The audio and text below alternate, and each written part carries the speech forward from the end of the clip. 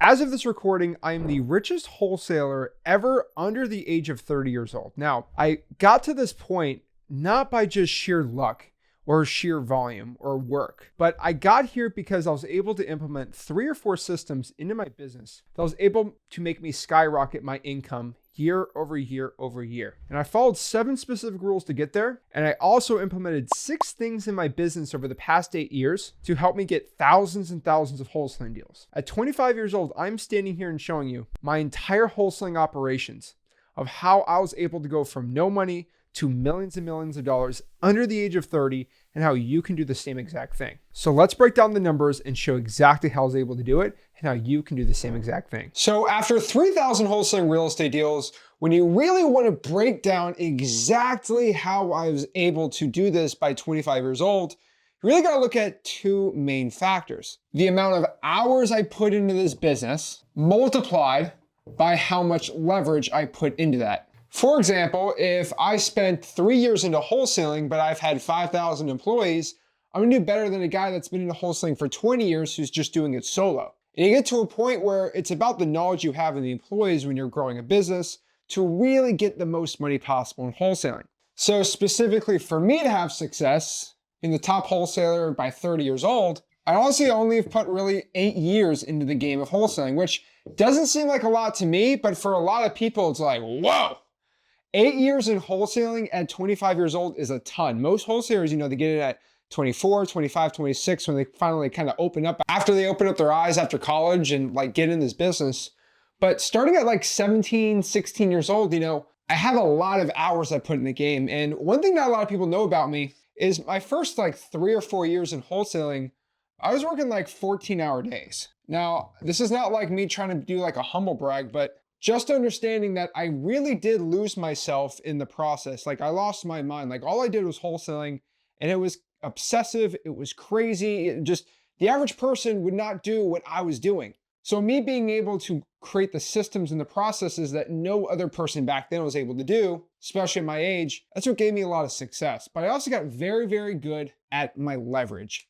And currently now we're sitting around in 50 employees overall. That is a number not many people at 25 can really do. And I'm not saying this to brag, these are W-2 employees, these are 1099s, VAs, all these things. When you add 8 years of wholesaling experience combined with the amount of employees that I have, it makes a lot of sense how many deals I'm able to do.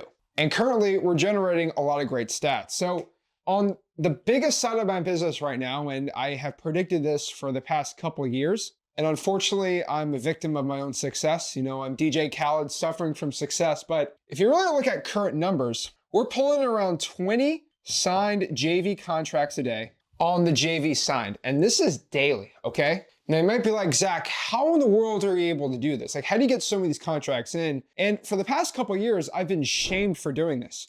Oh, Zach makes a lot of his money from JVs. Like, okay, sue me. These are $15,000, $20,000 wholesaling deals. And yeah, I'm the only guy who actually has a free wholesaling community. So yeah, I'm gonna reap what I sow and make all the money doing that. Trust me, this is how I'm making the money, not selling you these $15,000 programs. But the thing why it works so well is I don't accept all 20.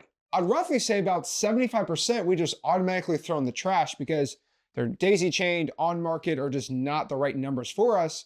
Then the others, we kind of audit it a little farther and go forward or back and try to get them sold. This is my largest part of my operations right now. The reason why this works so dang well is because I have an army of wholesalers who learn from me, get rich, and then send me deals because they want to get X leads for free. They just want to do a deal with me, or they just need help with dispositions, which we're the best in the country for because we use X leads for the dispo. Now, this is a bulk. Now, this used to be a very small part of my business, but when the Discord blew up and freewholesaling.com blew up and this channel's really been blowing up a lot past 3 or 4 years, it makes sense a lot of you guys just send me a deal at sellmypaper.com. Again, quick plug, hey, give me an extra 100 grand from this video, but it's sellmypaper.com. That being said, we're gonna be able to pull in at least 1 signed virtual deal a day, and then about 1 signed local deal a day. So that's currently what my operations are looking like. Now, that doesn't seem like a lot, but please, for the love of everything, it's a lot. And yes, a majority of the income is going to these JVs, but I only get half of these from the JV standpoint. And I can tell you this, these are way easier than the virtual wholesaling and the in-person wholesaling because this market is very, very small. in comparison to all the virtual stuff we're doing, right? Mostly calling, mostly texting, but you combine this business with this business with this business. It's a whole operation. You kind of understand where I'm coming from here. Now, I do expect this to double and this to double in the next coming years, probably by when I'm 30 years old. That's kind of my goal in 5 years. And probably tripling or quadrupling the amount of people sending me signed contracts. The reason is I predict, again, there's really going to be no free wholesaling community outside of me.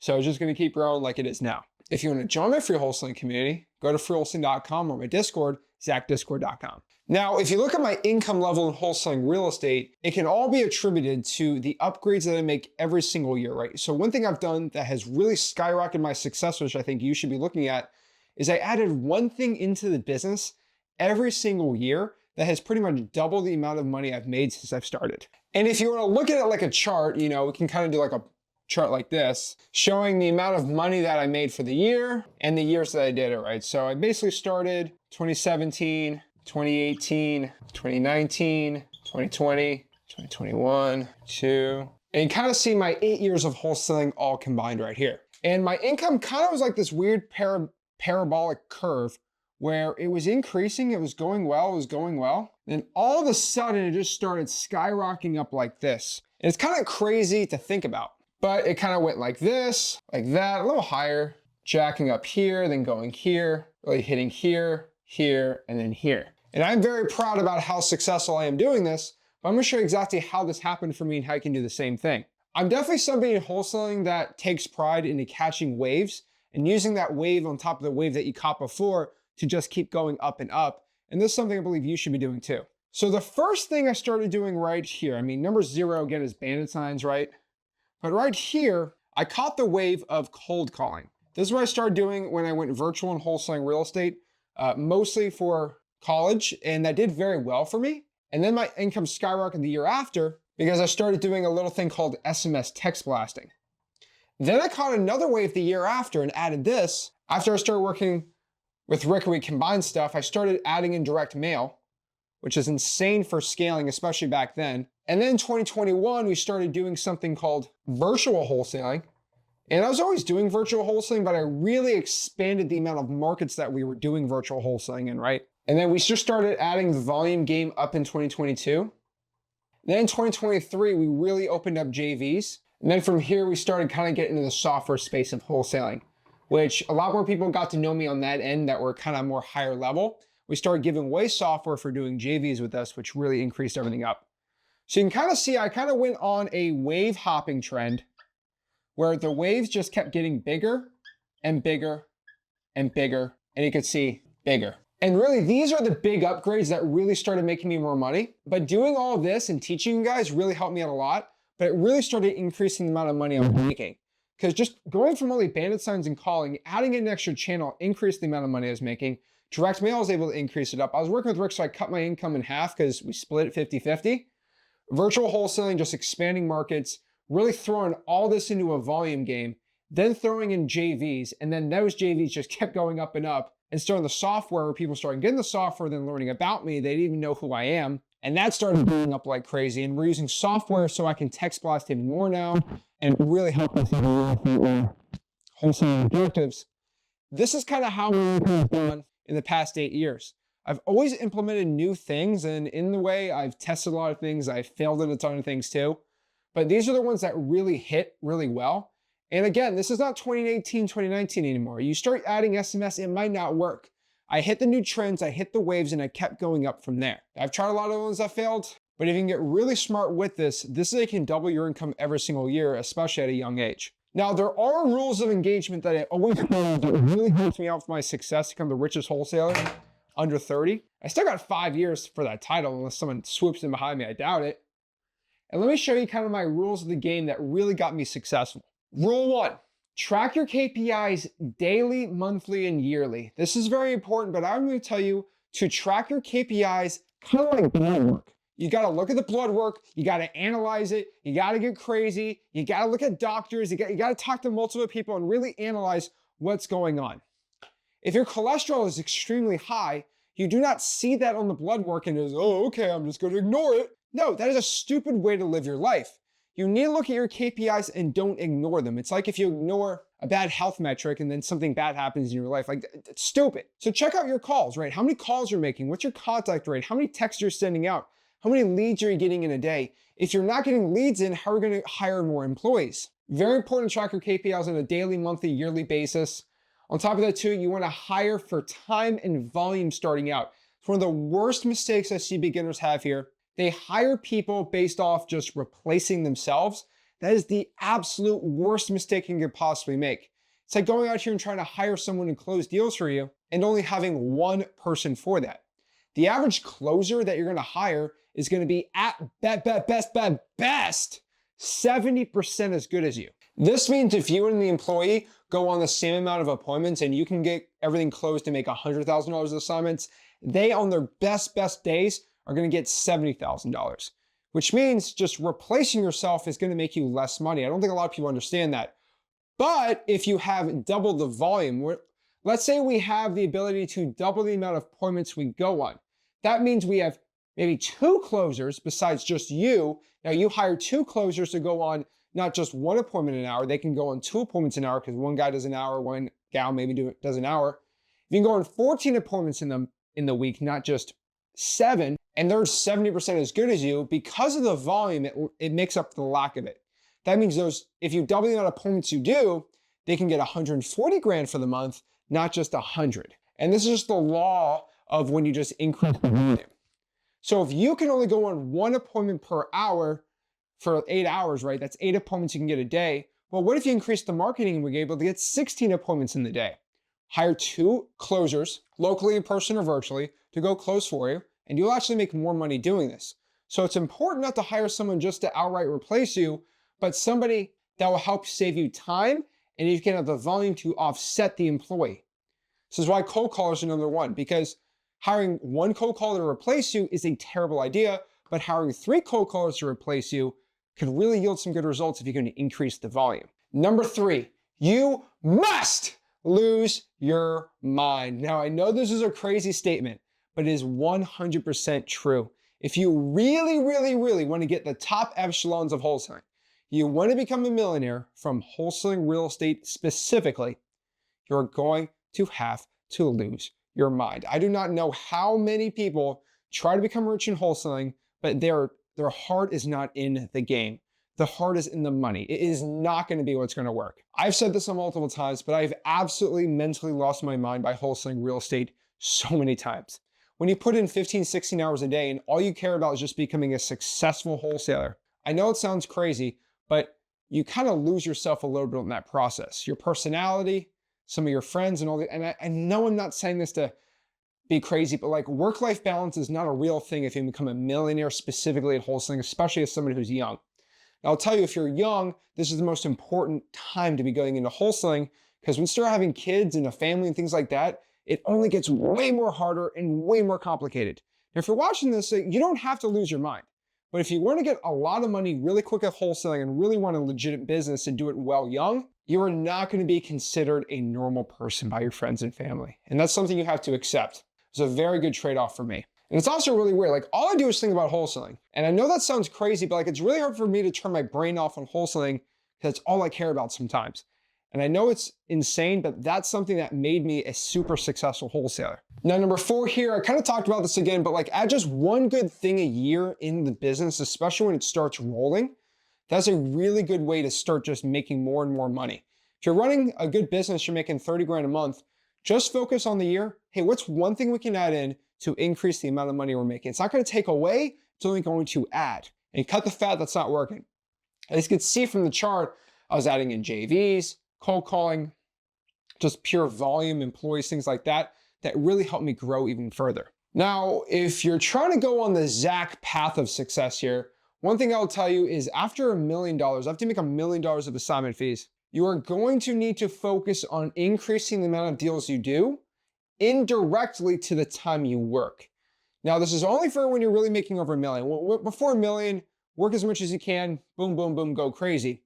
But it's very important after $1 million, when you really want to start hitting higher numbers, focus on making money that is not directly correlated to the time you work. Now, remember I said I lost my mind working 14, 15, 16 hours a day? I don't do that anymore. At most, it's going to be 9, 10 hours. Some days it's 5 hours, but yeah, mostly it's like 9 or 10, but probably 10 roughly. With everything I kind of do now, it's actually crazy. But I don't need to go work 15, 16 hours anymore, and I keep making more money by working the same amount. That's a very important part. I do know a lot of younger wholesalers that are able to run up a couple $1,000,000, and yes, they lost their mind, but they were never able to do this thing where they kind of could get a little bit more out of the business when they were physically in it all day, every day, and they just kind of brain rotted and went crazy. And they just quit the business for their mental sanity. Me, I kind of added employees because once you hit 25, life becomes a lot more important than just making money when you make all the money, right? You want to have some sort of stability in your life. And I didn't really have that stability for about 6, 7 years, but I wish I did that after I hit $1 million. My life could have been a lot better. So that's what I'm telling you to do. Now, number 6 here, this is very, very important and probably one of the biggest lessons that Rick learned, and I really had to teach him. But employees are a reflection on you. Guys, if your employees constantly join and quit and join and quit, they don't stay for more than 2 or 3 months, it is a poor reflection on you. Now, one of these problems that I used to have this problem too is you treat your employees like robots. And this is the most controversial statement I'll tell you because I know we're entrepreneurs, it makes sense, but do not treat your employees like 1099 people. Like this is the worst possible thing you can do because when you pay your employee like an entrepreneur, they start acting like an entrepreneur. And an entrepreneur only cares about the next opportunity. And they are not in what we call that employee mindset. One of the worst possible things you can do. Guys, Rick thinks I'm crazy sometimes, but I always care about what my employees are doing. I want to know their favorite sports teams, what they did during the weekend. I know that sounds stupid, but it's just being a general good person. And once you do that, they actually tend to stay. Most employees stay based off of how they feel and how appreciated and important they are with the team, not for the amount of money they're making. Now, one general rule I always have is I always say, okay, well, do you have any employees like physically in your office? Oh yeah, we got Todd. I'm like, does Todd have any kids? And like, yeah, Todd's got 2. What are their names? Oh, the girl's name's Mary and the son's name is John. I'm like, great. Do you have any VAs? Yeah, we got 2 cold callers. We got Sarah and Josie. I'm like, oh, does Josie have any kids? I think she does. Do you know the kids' names? No. If you do not know your VA's kids' names, probably the most important people in their life, it's not good. And they're probably not feeling understood or heard. Very important to know this. And it's a reflection on you. If you have a problem with retention in your company, especially with the VAs, start actually caring about them. I know that sounds crazy. I give them paid holidays and things like that, and they actually stay. Now, they are 1099 to the VAs. I mean, they're in the Philippines. I don't know how you 1099 the correct paperwork, but they're not on W-2. But people in person in the United States, yes, they are. I have to pay Social Security taxes. I give them IRAs and retirement stuff, like that stupid stuff. I know it sucks. I give them health insurance and things like that because it's just the right thing to do and it makes them stay, never leave. And last but not least, social media is king. I don't know any other hack I wish I could tell myself, but one of my biggest regrets in my life is I wasn't hard on social media starting out. Now, it's kind of a catch-22. I never recorded a video until I really made my first $1 million in wholesaling real estate because I feel like I was a fraud making a video if I only made like $20,000, $30,000. But the thing was I was so locked in, I had no time for social media. I didn't even have an Instagram account. I literally deleted my Instagram when I started wholesaling real estate. And the thing about it is social media can be a tool for just scrolling on and looking at people shaking their butts, but it can also be a tool of networking, getting people to know you and for you to get deals. Those JV deals I get are all from social media. You guys watching me and sending me wholesaling deals, and you guys are learning from me, which is awesome. You can use social media for networking, learning, but also it can be a detriment to kill your success in wholesaling. So one thing I want you to know is social media is a tool that could hurt you or help you, just like a hammer. Hammer can be a weapon or a tool for building. Guys, that is overall how I was able to become the richest wholesaler ever under the age of 30 and how I'm looking to even grow it more for success in 2025. Guys, if you want to help me out, send me a wholesale deal, sellmypaper.com. And like always, make sure you join my free wholesaling community, freewholesaling.com, and smash that like button, subscribe, and I'll see you soon. This is Zach signing out. Have a blessed one.